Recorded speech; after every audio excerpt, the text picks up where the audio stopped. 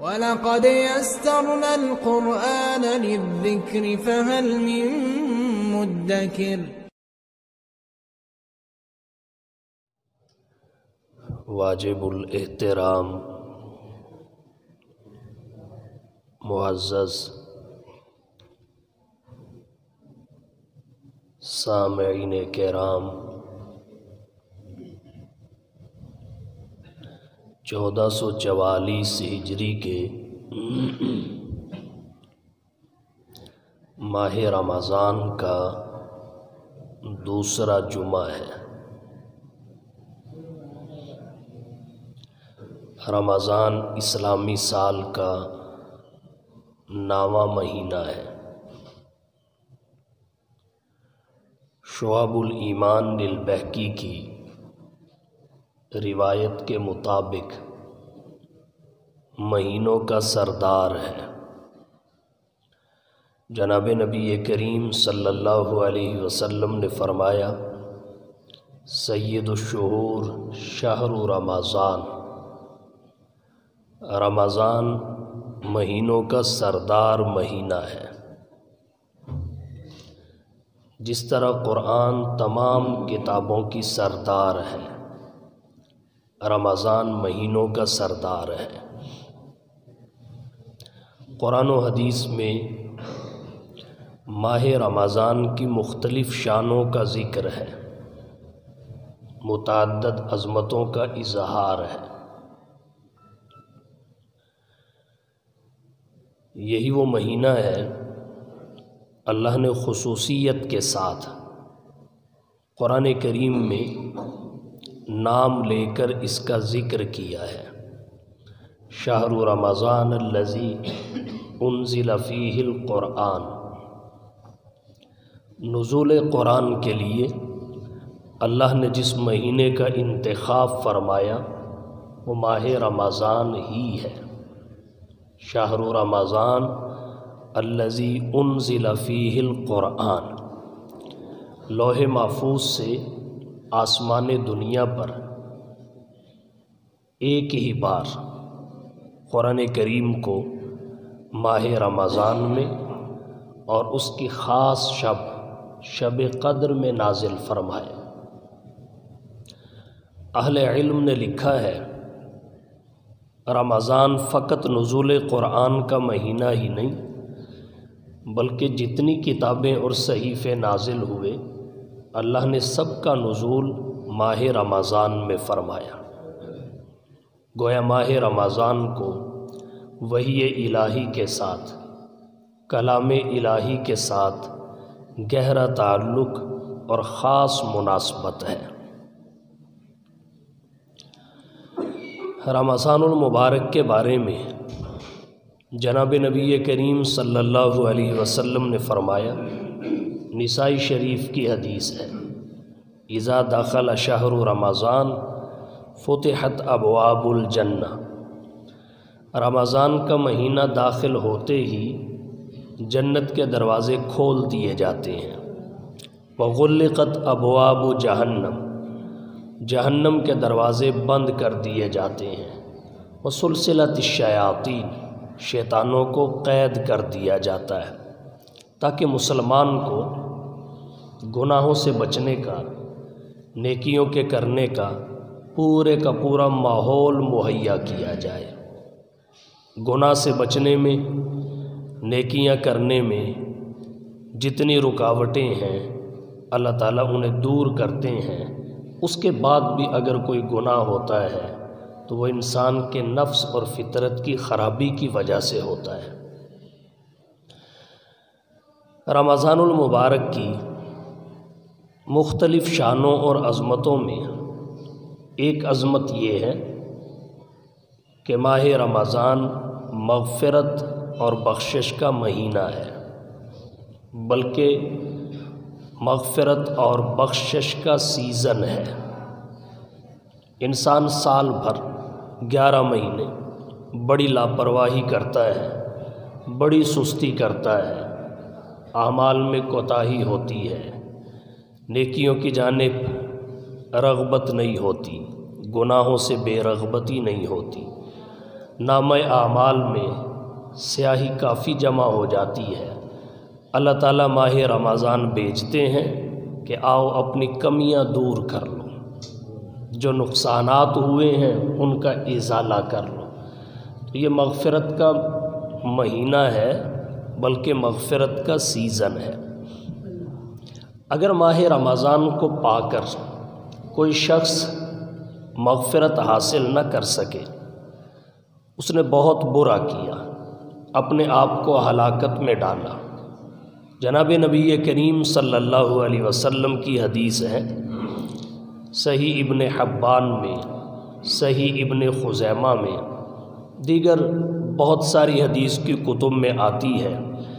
حضرت ابو ہریرہ رضی اللہ تعالی عنہ راوی ہیں، جناب نبی کریم صلی اللہ علیہ وسلم منبر پر تشریف لائے، 3 سیڑھیاں تھیں، ہر سیڑھی پر چڑھتے وقت آمین فرمایا۔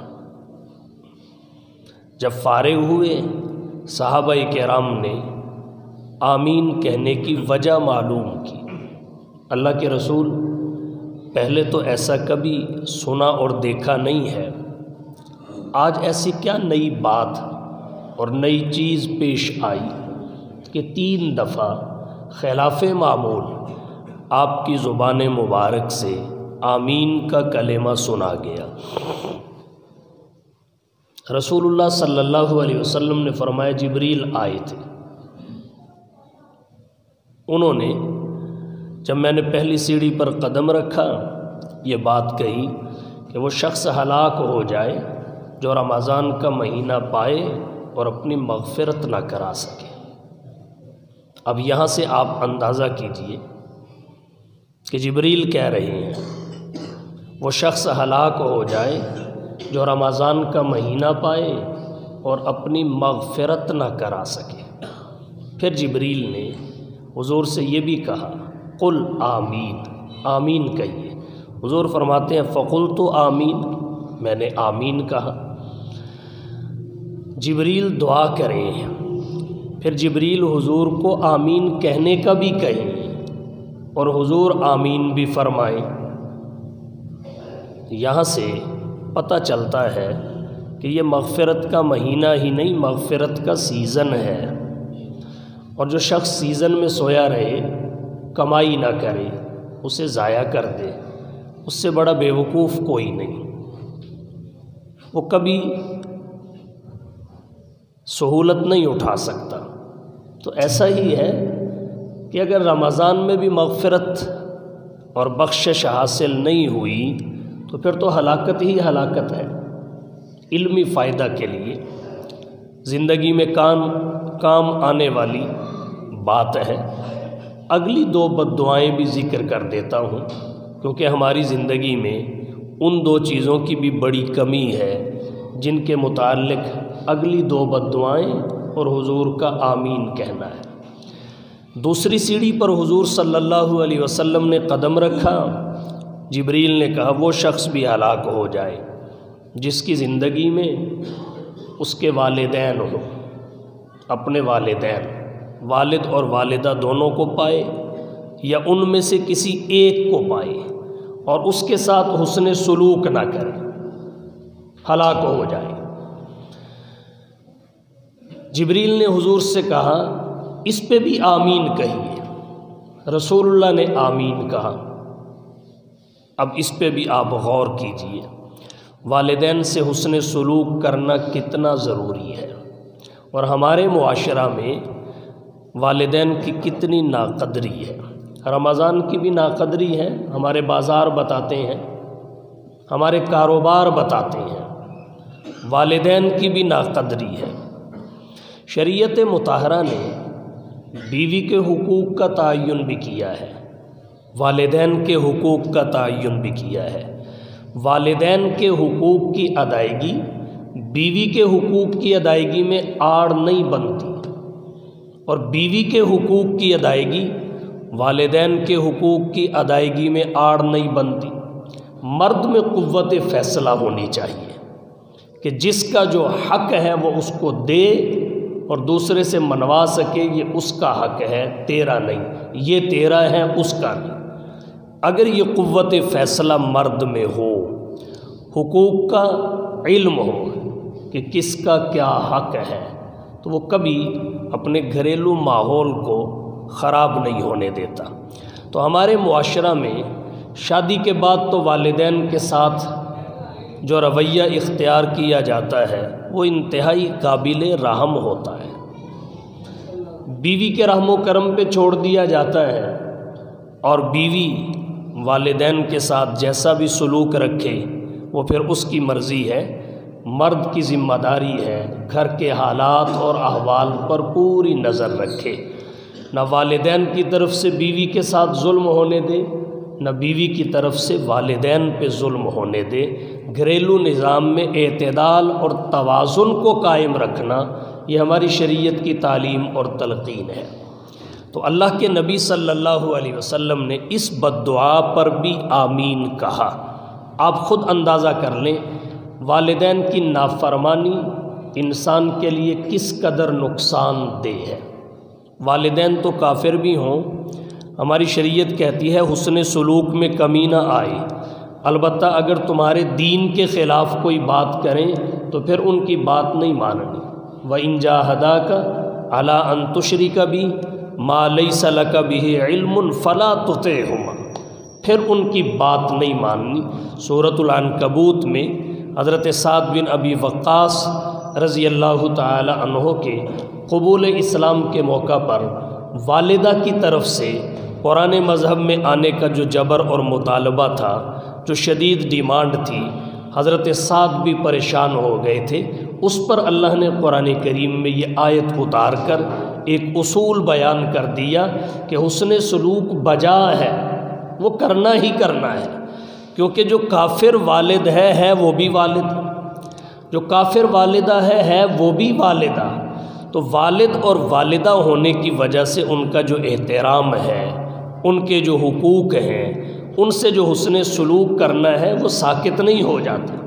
تو اس لیے اپنے والدین کی ضروریات کا خیال رکھا کریں۔ عام طور پہ ایسے ہوتا ہے 3 4 5 بیٹے ہوتے ہیں، ہر ایک سوچتا ہے والد اور والدہ کو دوسرا کپڑے دلوا دے گا، وہ سوچتا ہے تیسرا دلوا دے گا، وہ سوچتا ہے چوتھا دلوا دے گا۔ تو ایسا موقع بھی بسا اوقات آ جاتا ہے کہ بیوی کی شاپنگ پوری ہوتی ہے، والدین کہتے بھی نہیں اور ان کے پاس ہوتا بھی کچھ نہیں۔ جن کی جوانی کی محنت نے انسان کو کہاں تک پہنچایا، اس کی غفلت نے والدین کو کہاں پہنچا دیا۔ تو اس سے بھی ہمیں ڈرنا چاہیے، یہ بہت بڑی بد دعا ہے۔ تیسری بد دعا جو جبریل نے کی، وہ شخص بھی ہلاک ہو جائے جس کے سامنے جناب نبی کریم صلی اللہ علیہ وسلم کا نام نامی لیا جائے۔ حضور نے فرمایا میرا نام نامی لیا جائے اور وہ مجھ پر درود نہ پڑے، وہ بھی ہلاک ہو جائے۔ تو جب کسی مجلس میں جناب نبی کریم صلی اللہ علیہ وسلم کا نام نامی اسم گرامی لیا جائے، ہر مرتبہ سن کر درود پڑھ لیا جائے تو بہت اچھا ہے، وگرنہ اس مجلس میں ایک مرتبہ درود ضرور پڑھا جائے، یہ واجب ہے۔ اگر نہیں پڑھیں گے تو گناہ گار ہوں گے۔ اور اللہ کے نبی نے جبریل کی اس بد دعا پر آمین کہا ہے۔ تو ہمارا جو موضوع ہے اس کے ساتھ پہلی بد دعا کی مناسبت ہے۔ جبریل نے کہا وہ شخص ہلاک ہو جائے جو رمضان کا مہینہ پائے اور پھر بھی اپنی مغفرت نہ کرا سکے۔ تو رمضان کے مہینے میں مغفرت کتنا ضروری ہے، اس بد دعا سے آپ اندازہ لگائیے۔ ہمارے آج کے دور میں رمضان کی عظمت کا ادراک نہیں ہے، رمضان کی عظمت کا احساس نہیں ہے، اور مغفرت کا خیال بھی نہیں ہے۔ ہم سمجھتے ہیں رمضان اتفاقی طور پہ آ گیا، دن رات کی گردش نے رمضان بھیج دیا۔ رمضان اگرچہ دن اور رات کی گردش کا نتیجہ ہے، لیکن ہمیں مل جانا یہ تو اللہ کی عنایت ہے۔ کتنے لوگ تھے جو گزشتہ رمضان روزہ رکھنے میں، تراویح پڑھنے میں، مسجد کے معمولات میں، رمضان کی برکات کو حاصل کرنے میں ہمارے ساتھ تھے، آج وہ نہیں ہیں۔ ہم ہیں، وہ نہیں ہیں۔ کوئی رمضان ایسا بھی ہوگا ہم نہیں ہوں گے اور ہوں گے۔ تو رمضان تو آتا رہے گا، اس کو تو کوئی روک نہیں سکتا، لیکن ہمیں ایک بار پھر مل جانا یہ تو اللہ کی عنایت ہے۔ رمضان سے پہلے بھی موت آ سکتی تھی، اس نے ایک دفعہ دیا، یہ اس کی نعمت ہے۔ تو رمضان کا پانا یہ اللہ کا انعام ہے، اس کو کمانا ہمارے لیے ضروری ہے کہ ہم اسے مغفرت کا سیزن سمجھیں، نیکیوں کا سیزن سمجھیں اور اس میں مغفرت کروائیں۔ رمضان المبارک میں کچھ اعمال اور مواقع ایسے ہیں، اگر ان کے تقاضے پورے کیے جائیں تو مغفرت یقینی ہو جاتی ہے۔ کچھ اعمال اور مواقع ایسے ہیں، اگر ان کا لحاظ رکھا جائے، ان کے تقاضے پورے کیے جائیں تو انسان محروم نہیں ہوتا، جن میں سب سے پہلا عمل اور موقع تراویح کا ہے۔ سب سے پہلا عمل اور موقع تراویح کا ہے۔ تراویح احناف کے نزدیک سنت مؤکدہ ہے، بلکہ فقہائے اربعہ کے نزدیک سنت ہے۔ نبی کریم صلی اللہ علیہ وسلم نے اس کی ترغیب دی ہے۔ ایک حکمت کے تحت 3 راتوں کے بعد فردن تراویح پڑھنے کا حکم ملا۔ وہ حکمت یہ تھی کہ صحابہ کے ذوق و شوق کو دیکھ کر کہیں نماز تراویح امت پر فرض نہ ہو جائے۔ اگر امت پر فرض ہو گئی تو میری امت مشقت اور مشکل میں مبتلا ہو جائے گی۔ اللہ کے نبی صلی اللہ علیہ وسلم رحمت للعالمین تھے۔ آپ جہاں اللہ کی عبادت میں کمی نہیں ہونے دیتے تھے، وہاں اپنی امت کی سہولت اور راحت کا بھی خیال رکھتے تھے۔ جیسے ترمذی شریف کی ایک حدیث ہے، رسول اللہ صلی اللہ علیہ وسلم نے فرمایا لولا ان اشق علی امتی لامرتہم بالسواک عند کل وضوء۔ اگر میں اپنی امت پر مشقت محسوس نہ کرتا تو ہر وضو کے وقت مسواک کو لازمی اور ضروری کر دیتا۔ اب لازمی اور ضروری نہیں ہے، سنت بھلے ہے، لازمی اور ضروری نہیں ہے، جسے واجب کہتے ہیں۔ اگرچہ اللہ کے نبی مسواک فرماتے بھی تھے، تعلیم اور تلقین ہمیں بھی یہی کی، لیکن اس کے باوجود اس کو واجب نہیں قرار دیا۔ کیوں؟ اس لیے کہ بسا اوقات ہوتی نہیں، یا ہوتی ہے وقت نہیں ہوتا، کوئی اور عارضہ لاحق ہو جاتا ہے، امت مشقت میں مبتلا نہ ہو جائے۔ اللہ کے نبی نے امت کی سہولت کا خیال رکھا، سہولت کا۔ شب معراج جناب نبی کریم صلی اللہ علیہ وسلم جب اللہ کی ملاقات کے لیے تشریف لے گئے، اللہ نے جہاں اپنے حبیب کو اور بہت کچھ دیا، وہاں 50 نمازیں بھی دیں۔ حضور واپس پلٹے تو واپسی پہ دوسرے آسمان پر حضرت موسیٰ علیہ السلام نے پوچھا ما فرض اللہ علی امتک، اللہ نے آپ کی امت پر کیا فرض کیا؟ حضور نے بتایا 50 نمازیں۔ کہنے لگے ان امتک لا تطیق، آپ کی امت تو اس کی طاقت نہیں رکھتی۔ بس یہ بات سننے کی دیر تھی، اوپر سے حضرت موسیٰ نے تخفیف کا مشورہ دے دیا، فرجی الی ربک، اپنے رب کی طرف لوٹ جائیے اور تخفیف کا سوال کیجیے۔ پھر حضور ایک مرتبہ نہیں، اپنی امت کے لیے 9 مرتبہ دوسرے آسمان سے واپس عرش پر پہنچے، اپنی امت کی سہولت کے لیے۔ وگرنہ حضور صلی اللہ علیہ وسلم آپ کے لیے تو کوئی مشکل نہیں تھا، 50 تو کیا اس سے بھی زائد نمازیں ہوتی، تو اللہ کے نبی تو ہر وقت اللہ سے رابطہ میں رہتے تھے، آپ کی توجہ ادھر رہتی تھی، آپ ہاتھ کام میں بھی ہو دل رب کی طرف رہتا تھا، ایک لمحے کی غفلت بھی نہیں آئی۔ تو یہ امت کے لیے ہی تو تھا۔ اگر اللہ نے کسی بھی موقع پر 2 کام اپنے نبی کے سامنے رکھے کہ ان دونوں میں سے ایک کو آپ کر لیں، آپ کی امت کے لیے ایک کر لیا جائے۔ دو کام اپنے نبی کے سامنے پیش کیے کہ اپنی امت کے لیے ایک چن لیں، تو اللہ کے نبی نے اپنی امت کی سہولت کے پیش نظر ہمیشہ آسان عمل کو اختیار کیا تاکہ امت مشقت میں مبتلا نہ ہو۔ جو نبی اس حد تک امت کا لحاظ رکھے، آپ تو بخشے بخشائے تھے، معصوم عن الخطا تھے، خاتم المعصومین تھے، اس کے باوجود ساری رات مصلی پہ کھڑے ہو کے روتے تھے۔ زبان پہ الفاظ کیا ہوتے تھے؟ ان تعذبہم فإنہم عبادک، ان تعذبہم فإنہم عبادک وإن تغفر لہم فإنک انت العزیز الحکیم۔ مولا یہ تیرے ہی بندے ہیں، اگر تو انہیں عذاب دے گا تو اپنے بندوں کو دے گا۔ رحمت کھینچنے کے لیے کیا اسلوب اختیار کیا؟ اللہ تیرے ہی تو ہیں، اگر عذاب دے گا تو اپنوں کو ہی دے گا۔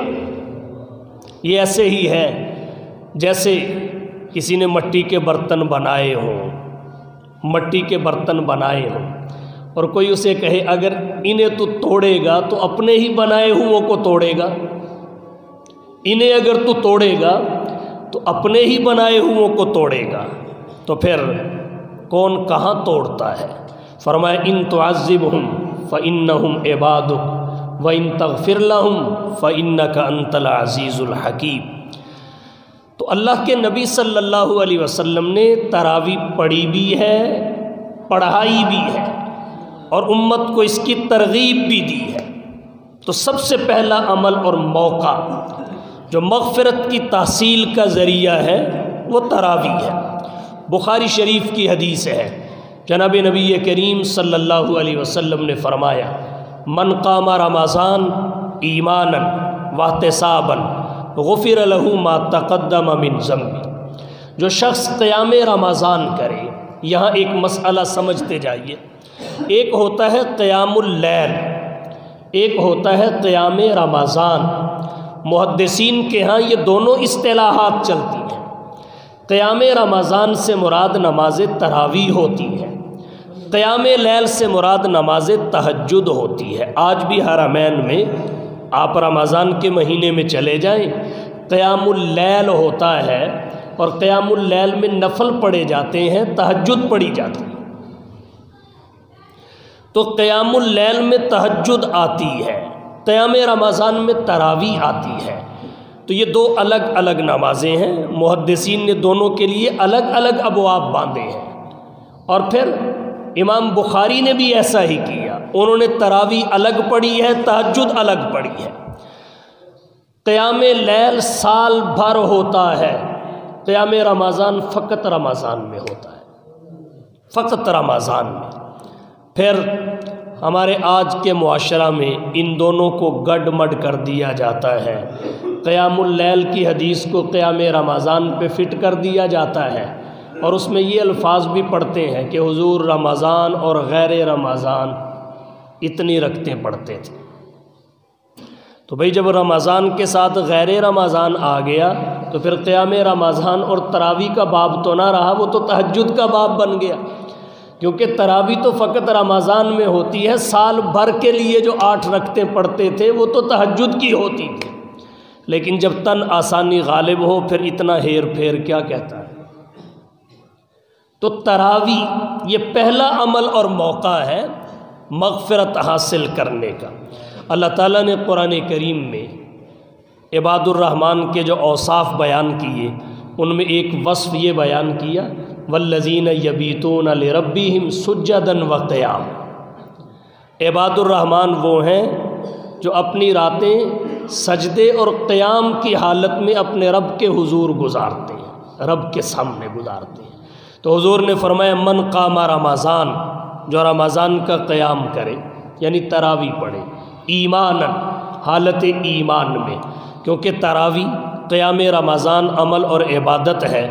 تمام اعمال اور عبادات کی قبولیت کی پہلی شرط ایمان ہے۔ ایمان ہوگا تو اعمال قبول ہوں گے، وگرنہ اعمال قبول نہیں ہوں گے۔ ایمان پہلی شرط ہے۔ پھر فرمایا واحتسابا، ثواب کی امید پر، ریاکاری کے لیے نہیں، ورزش کی نیت سے نہیں، کوئی دنیاوی غرض اور فاسد مقصد سامنے رکھ کر نہیں، ثواب کے لیے، غفر لہ ما تقدم من ذنبی، اللہ اس عمل کی برکت سے اس کی مغفرت فرما دیتے ہیں، اس کے سابقہ گناہوں پہ معافی کا قلم پھیر دیتے ہیں۔ یہ بات میں پہلے بھی کئی دفعہ عرض کر چکا ہوں، کیونکہ بہت سارے لوگ رمضان مسجد دیکھتے ہیں، سال بھر مسجد انہیں دیکھتی ہے، 11 مہینے مسجد انہیں دیکھتی ہے، رمضان کا مہینہ خیر سے وہ بھی مسجد دیکھ لیتے ہیں۔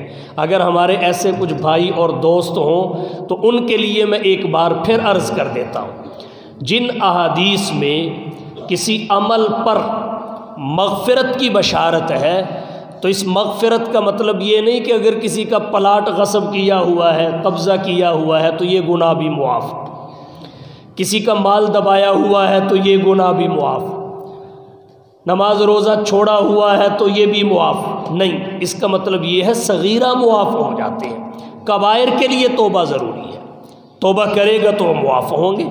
ہاں یہ ہے کہ کبائر ہلکے ضرور پڑ جاتے ہیں، کبائر ہلکے ضرور پڑ جاتے ہیں، تو جو کسی کے حقوق ہیں ان کی ادائیگی ضروری ہے، یہ بات پلے باندھ لیں، اگر ادا نہیں کریں گے تو آخرت تک یہ معاملہ آپ کے ساتھ جائے گا اور اللہ کی عدالت میں پیش ہوگا۔ تو پہلا عمل اور موقع وہ تراویح کا ہے۔ دوسرا کیا ہے؟ روزے کا۔ روزہ وہ عمل ہے، وہ موقع ہے جس سے انسان کے گناہ بخش دیے جاتے ہیں، مغفرت ہوتی ہے۔ اللہ نے قرآن کریم میں روزے کا ذکر کیا، قرآن و حدیث سے اس کی فرضیت ثابت ہے، امت کا اس پر اجماع ہے، اس کی فرضیت کا منکر کافر ہے، بلا عذر شرعی روزے کو چھوڑنے والا فاسق اور گناہگار ہے، اور یہ کوئی عذر نہیں ہے، روزہ رکھ کے کام نہیں ہوتا، روزہ رکھ کے دھیاڑی نہیں لگتی، یہ عذر نہیں ہے۔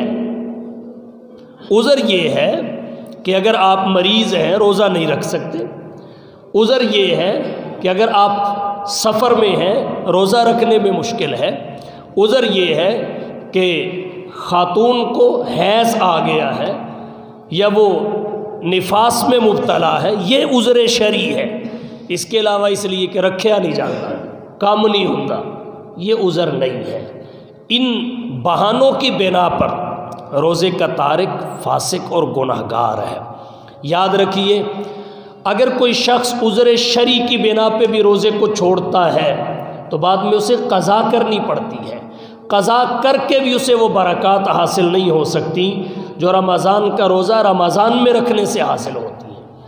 اور ایک شخص بلا عذر ہی چھوڑ دیتا ہے، یہ تو پوری زندگی روزے رکھتا رہے، رمضان کے علاوہ، ایام ممنوعہ کے علاوہ پوری زندگی سال بھر کے روزے رکھے تو اس ایک روزے کی کمی پوری نہیں کر سکتا جو بلا عذر شرعی رمضان کے مہینے کا چھوڑ دیا گیا۔ روزہ رکھیے، یا ایھا الذین آمنوا کتب علیکم الصیام، اہل ایمان پہ اللہ نے روزہ فرض کیا، کما کتب علی الذین من قبلکم، جیسے اہل ایمان تم سے پہلے لوگوں پہ فرض کیا گیا۔ مقصد کیا ہے؟ لعلکم تتقون، تاکہ تم متقی بن جاؤ۔ جتنی جلدی تقوی روزے سے حاصل ہوتا ہے کسی عمل سے حاصل نہیں ہوتا، کیونکہ اس میں ہر وقت انسان اس بات کو مستحضر رکھتا ہے کہ اللہ مجھے دیکھ رہا ہے، اللہ مجھے دیکھ رہا ہے، ضرورت بھی ہے، کھانے پینے کا سامان بھی سامنے ہے، روکنے حتیٰ کہ دیکھنے والا بھی کوئی نہیں ہے، لیکن پھر ہاتھ نہیں بڑھاتا کہ اللہ دیکھ رہا ہے۔ اسی کا نام تقویٰ ہے۔ انسان کو یہ یقین ہو جائے کوئی بھی کام کرتے وقت کہ اللہ مجھے دیکھ بھی رہا ہے، مواخذے پر فوری قادر بھی ہے۔ الگ بات ہے اللہ کے حوصلے بہت بلند ہیں، بڑے حوصلے کا مالک ہے، لیکن گرفت پہ تو فوری قادر ہے۔ تو اس یقین کا حاصل ہو جانا اسی کا نام تقویٰ ہے، اور یہ جتنی جلدی روزے سے آتا ہے کسی اور عمل سے نہیں آتا۔ روزے کے بہت سارے فضائل ہیں، بہت سارے۔ اللہ کے نبی صلی اللہ علیہ وسلم نے فرمایا لِكُلِّ شَيْءٍ زَكَاةٌ، ابن ماجہ کی حدیث ہے، ہر شے کی ایک زکوٰۃ ہے۔ وزکوٰۃ الجسد الصوم، اور اس بدن کی زکوٰۃ روزہ ہے، اس بدن کی زکوٰۃ روزہ ہے۔ جیسے حضرت ابو بکر صدیق رضی اللہ تعالی عنہ کا قول ہے کہ ہر شے کی ایک زکوٰۃ ہے، اور عقل کی زکوٰۃ معاف کرنا ہے، عقل کی زکوٰۃ معاف کرنا ہے۔ آپ لوگوں کو معاف کریں، لوگوں کو معاف کریں گے، اللہ آپ کو معاف کرے گا۔ جو انسان کسی انسان کو معاف نہیں کرتا اور اللہ سے معافی کا خواہش مند ہوتا ہے، آپ خود حساب لگائیں وہ کتنا کامیاب ہو سکتا ہے۔ اگر اللہ سے معافی چاہتے ہیں تو اللہ کے بندوں کو معاف کرنا سیکھیں۔ اگر آپ یہ چاہتے ہیں اللہ ہمارے عیوب پہ پردہ ڈالے تو اس کے بندوں کے عیوب سامنے آ جائیں تو تماشا نہ بنائیں، ان پہ پردہ ڈالیں۔ اگر اللہ کی طرف سے آپ حسن سلوک چاہتے ہیں، ذلت و رسوائی سے بچنا چاہتے ہیں، تو پھر اللہ کے بندوں سے یہی رویہ کریں، یہی معاملہ کریں۔ تو حضرت ابو بکر صدیق نے فرمایا ہر شے کی ایک زکوٰۃ ہے۔ عقل کی زکوٰۃ کیا ہے؟ معاف کر دیں۔ پیغمبر کی سنت ہے، قرآن و سنت کی تعلیم ہے۔ تو ابن ماجہ کی حدیث ہے، حضور نے فرمایا ہر شے کی ایک زکوٰۃ ہے، اس بدن کی زکوٰۃ روزہ ہے۔ بہت سارے فضائل ہیں۔ فرمایا الصوم جنۃ، روزہ ڈھال ہے، شیطان کے حملوں سے بچاتا ہے۔ جیسے جنگ میں، میدان جنگ میں مجاہد ڈھال لے کے جاتا ہے جو دشمن کے حملوں سے بچاؤ کا کام دیتی ہے، اسی طرح شیطان کے سامنے اس ڈھال کو لے کے کھڑے ہو جائیں، یہ ڈھال آپ کو اس کے حملوں سے بچائے گی، حملوں سے بچائے گی۔ اللہ کے نبی صلی اللہ علیہ وسلم نے فرمایا جس شخص نے ایک دن کا روزہ رکھا، زحزحہ اللہ عن النار 70 خریفا، اللہ تعالیٰ اسے 70 سال کی مسافت جہنم سے دور کر دیں گے، 70 سال کی مسافت۔ تو روزہ رکھیے۔ روزے دار کی منہ کی بدبو کو اللہ خوشبو سے زیادہ پسند کرتے ہیں۔ روزے دار کے لیے فرشتے اور دریا کی پانی کی مچھلیاں تک مغفرت کی دعا کرتی ہیں۔ روزے دار کے لیے جنت روزانہ سجائی جاتی ہے۔ اور جب افطاری کا وقت قریب آتا ہے، اللہ تعالیٰ فرماتے ہیں جنت کو خطاب کر کے کہ بس وقت دور نہیں، ان قریب جن کے لیے تو سجائی گئی وہ تیرے اندر قدم رنجہ فرمائیں گے، وہ تجھے دے دیے جائیں گے۔ روزے دار کے لیے اللہ کی بڑی عنایات ہوتی ہیں۔ روزے دار کو روزے کے تقاضے پورے کرنا آسان بنانے کے لیے شیطانوں کو قید کر دیا جاتا ہے، اور رمضان کی آخری شب میں مغفرت کی جاتی ہے۔ مغفرت، صحابہ نے پوچھا حضور یہ مغفرت کی شب قدر تو نہیں کہ شب قدر کی وجہ سے مغفرت ہوتی ہے؟ فرمایا نہیں، شب قدر نہیں، بلکہ جب مزدور مزدوری پوری کر لے، کام مکمل کر لے، پھر اسے اس کا اجر دیا جاتا ہے۔ تو اللہ تعالیٰ اجر کے طور پہ، مزدوری کے طور پہ ان نیک مسلمانوں کو جو روزہ رکھتے ہیں، تراویح پڑھتے ہیں، مغفرت کا پروانہ عطا کرتے ہیں۔ تو یہ مغفرت کا سیزن ہے۔ تو دوسرا عمل اور موقع کیا ہے جو مغفرت کو آسان بنا دیتا ہے؟ وہ ہے روزہ۔ اس کے فضائل بھی ہیں، فوائد بھی ہیں، روحانی فوائد بھی ہیں، جسمانی فوائد بھی ہیں۔ روحانی فوائد کیا ہیں؟ روزے دار کو اپنے نفس پہ قابو اور کنٹرول حاصل ہو جاتا ہے، نفس پہ قابو اور کنٹرول حاصل ہو جاتا ہے۔ کیسے ہوگا؟ بھئی کھانے کو جی بھی کرتا ہے، بھوک بھی لگی ہوئی ہے، موجود بھی ہے، روک بھی کوئی نہیں رہا، یہ نفس پہ کنٹرول ہی ہے نا کہ نہیں کھاتا۔ گھڑی دیکھتا ہے کہ جب تک افطاری کا وقت نہیں ہو جاتا کچھ بھی ہو جائے، نہ لقمہ زبان پہ آئے گا، نہ پانی کا گھونٹ حلق کے نیچے اترے گا۔ بیوی پاس ہے، جوان ہے، خواہش بھی ہے، لیکن نفس پہ قابو اور کنٹرول ہے کہ اسے نہیں چھوتا۔ تو روزے کی وجہ سے نفس پر قابو اور کنٹرول حاصل ہوتا ہے، یہ اس کا روحانی فائدہ ہے۔ روزے کی وجہ سے گناہ سے بے رغبتی پیدا ہوتی ہے، یہ اس کا روحانی فائدہ ہے۔ عبادات میں لذت آنے لگتی ہے، یہ اس کا روحانی فائدہ ہے۔ فرشتوں کے ساتھ مشابہت پیدا ہوتی ہے۔ کیسے؟ اللہ نے قرآن کریم میں فرشتوں کے بارے میں فرمایا لا یعصون اللہ ما امرہم ویفعلون ما یؤمرون، وہ نافرمانی نہیں کرتے، جو اللہ کا حکم ہوتا ہے اسی کو بجا لاتے ہیں۔ روزے دار بھی روزہ رکھ کے کسی حد تک اس شان کو اپنے ساتھ جوڑ لیتا ہے، وہ بھی نافرمانی نہیں کرتا، اللہ کا حکم پورا کرتا ہے روزہ رکھ کر، تراویح پڑھ کر۔